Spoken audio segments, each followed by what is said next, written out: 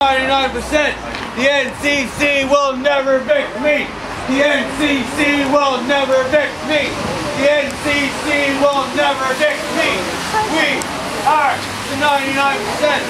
We are the 99%. The NCC will never evict me.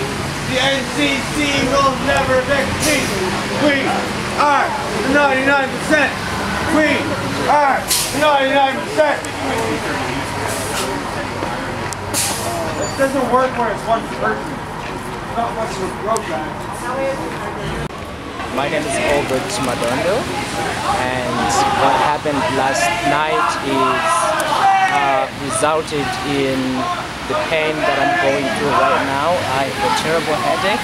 I have a painful left shoulder and arm, and I have so much pain in both my legs as well as in my back.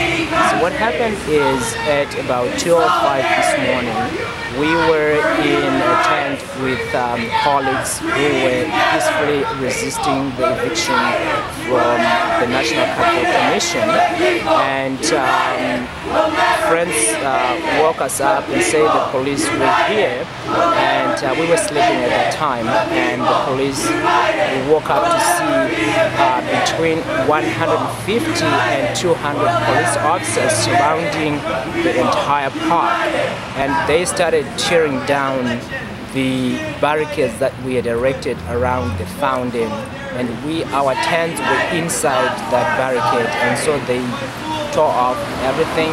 And when they came to our tent, I was with 3 colleagues in the tent, and we were chained together. We had our arms linked together in this form of peaceful resistance, and they, with so much unprecedented force, ripped apart the tent. And after they ripped apart the tent, we were sort of exposed, and they surrounded us without taking any action, and they were discussing what to do next, who would do what. And in the meantime, we just, the 3 of us were just sitting on the ground, chained to each other, our arms linked. And then they started breaking us apart, and they used a lot of force to do that. They started with the chain, and we had the chain. There was a lock on the chain. I have no idea how they breached that lock, but they did. And in the process, there was so much pain because the chain was around our waist. But they did breach the chain, and then they started disentangling our limbs. I had my left arm linked to my colleague's right arm, and when they were trying to disentangle my arm, they twisted it so painfully the other way that I had to let go, and my left leg was linked to my colleague's right leg.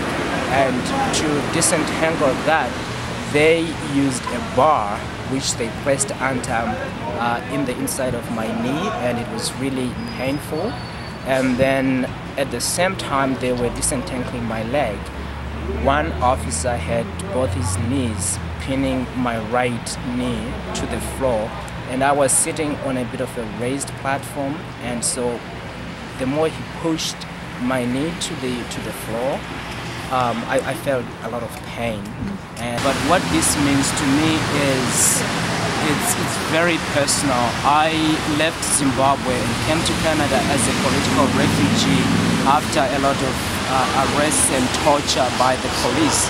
And this is my first arrest in Canada, a country that accepted me as somebody who was with protection from a brutal regime. And I went through this in a country that I've called home. So I don't know what happened, but it has strengthened me. It has made me understand the need for Canadians to continue to insist on more democracy, more human rights, more accountability in terms of how we treat people that are trying to expand our democratic space. It has really energized me. I appreciate Canada more than I did before this incident.